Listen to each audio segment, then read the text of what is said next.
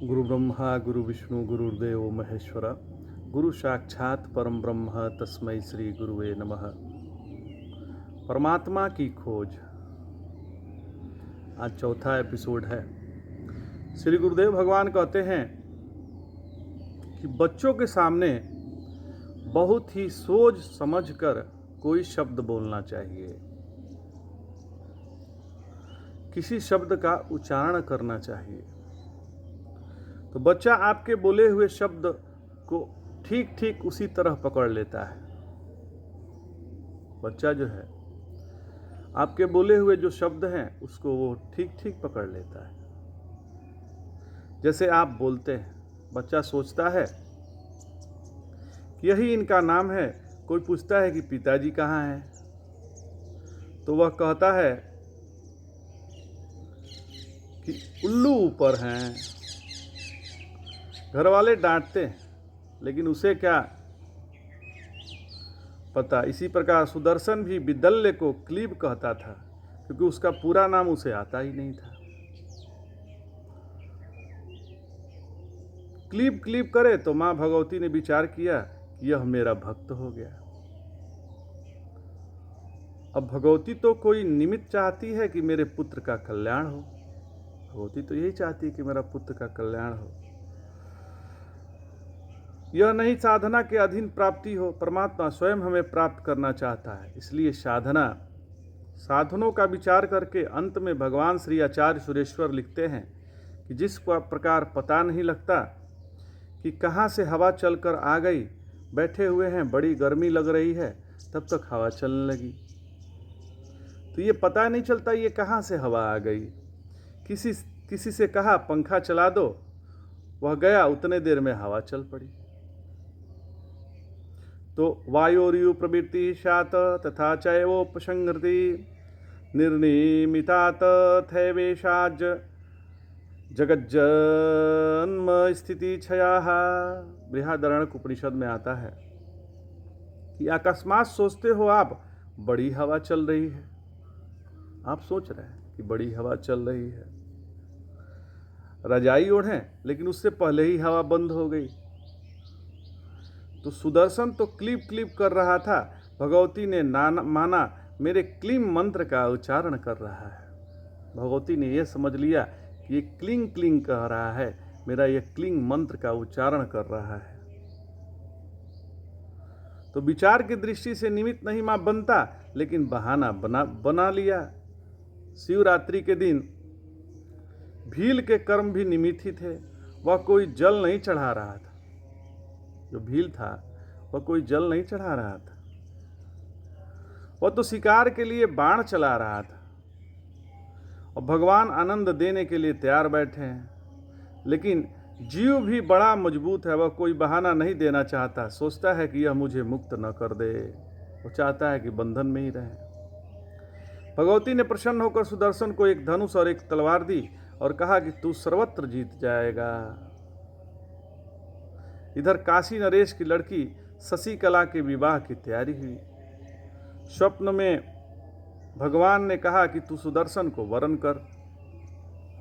उसने पिता ने कहा कि तेरी बुद्धि मारी गई है, उसका तो राज्य ही नहीं है, वो तो बिना राज्य वाला है, वो राजा ही नहीं है। उसी भाई है वह, उसका जो भाई है वह असली राजा है, मैं उससे तेरा विवाह कर दूंगा। उन्होंने शत्रुजीत को निमंत्रण दिया तो वह फौज लेकर वहां आया। सुदर्शन भी वहां पहुंचा और शशिकला से कहा कि मेरे साथ चलना चाहे तो चली चल। जब पिता ने देखा कि अब और कोई उपाय नहीं है, तो उसने लड़की का विवाह की स्वतंत्रता दे दी। चलो भाई, लड़की जो चाहे वो करे। युद्ध में सुदर्शन जीत गया। उसने फिर चढ़ाई की और अपना खोया हुआ राज्य वापस पाया, अयोध्या का राजा हो गया। नारायण, यह एक कहानी है। इसमें हमारे ऋषियों ने क्या बताया कि अयोध्या क्या है। तो सुरविट पिपाटी प्रवृत्ते अतिधन्य अथर्ववेद कहता है कि अष्टचक्र द्वारा देवानाम पुरोयोध्या। नारायण, अतिधन्य श्रुति कहती है कि अष्टचक्र 9 द्वारा पुरो अयोध्या, 8 चक्र और 9 द्वार वाले यह मनुष्य शरीर ही देवताओं के रहने का स्थल है। यही अयोध्या है, क्योंकि इसको कोई जीत नहीं सकता। युद्ध के लिए जो अयोध्या हो उसे अयोध्या, युद्ध के लिए जो अयोध्य हो उसे अयोध्या कहते हैं। यह मानव देव ब्रह्म प्राप्ति करने में समर्थ है, इसलिए ये अयोध्या है। लोग इस शरीर के साथ युद्ध करते रहते हैं। यह शरीर तो वह रथ है जिसके द्वारा आप ब्रह्मलोक को विजय करेंगे, लेकिन आप घर में झगड़ा करते हैं। इस शरीर से ही लड़ाई करते रहते हैं। इस शरीर से नहीं लड़ना है महाराज, बल्कि इसे साधन बनाकर लड़ना है। दूसरे मतांतर वाले कहते हैं कि शरीर को कमजोर करो तो काम चलेगा। श्रुति भगवती कहती है, नायमात्मा बलहीने न लभ्य। यह बलहीन का काम नहीं है, यह देवताओं का पूर है। इसका असली मालिक ध्रुव संधि है, जो अपने निश्चय से न गिरे। ध्रुव का अर्थ ब्रह्म है और ध्रुव संधि अर्थात ब्रह्म के साथ मिला हुआ परमात्मा। इसका वास्तविक राजा परमेश्वर ही है। उसकी 2 पत्नियां हैं। कौन कौन है? मनोरमा है और लीलावती है। मनोरमा विद्या शक्ति अर्थात श्रुति भगवती से सुदर्शन उत्पन्न हुआ, और सुदर्शन अर्थात अच्छी जीवों का दर्शन, आत्मा का दर्शन। आत्मा वा अरे द्रष्टव्य श्रोतव्यो मंतव्यो निधिध्यासितव्य, ऐसा श्रुति भगवती गाती है।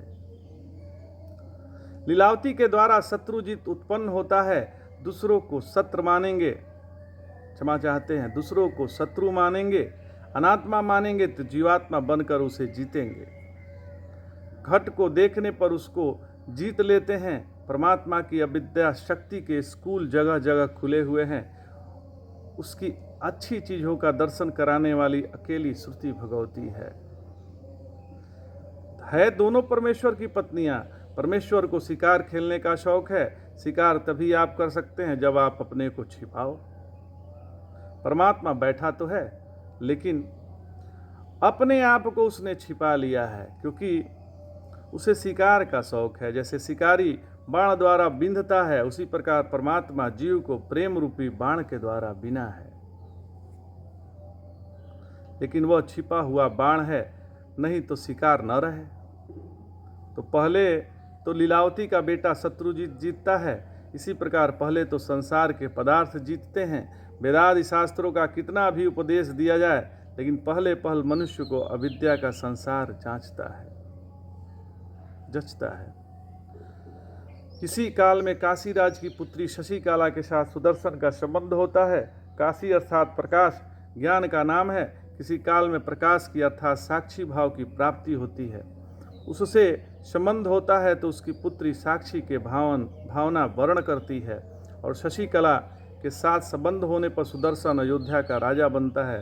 तब आत्मज्ञान के लिए इस शरीर संघात की प्रवृत्ति होती है। अनात्म पदार्थ के लिए शरीर संघात की प्रवृत्ति अनिष्ट है, आत्म पदार्थ के लिए शरीर संघात की प्रवृत्ति इष्ट है। जब इस प्रकार की भावना को लेकर आगे जाता है, तब इस मणिद्वीप की, इस विद्या की प्राप्ति होती है। यह आपकी और हमारी एकता को जो मूद है, मोद अर्थात प्रसन्नता है, बस यही मणि है। इसी अंदर उसकी प्राप्ति संभव है।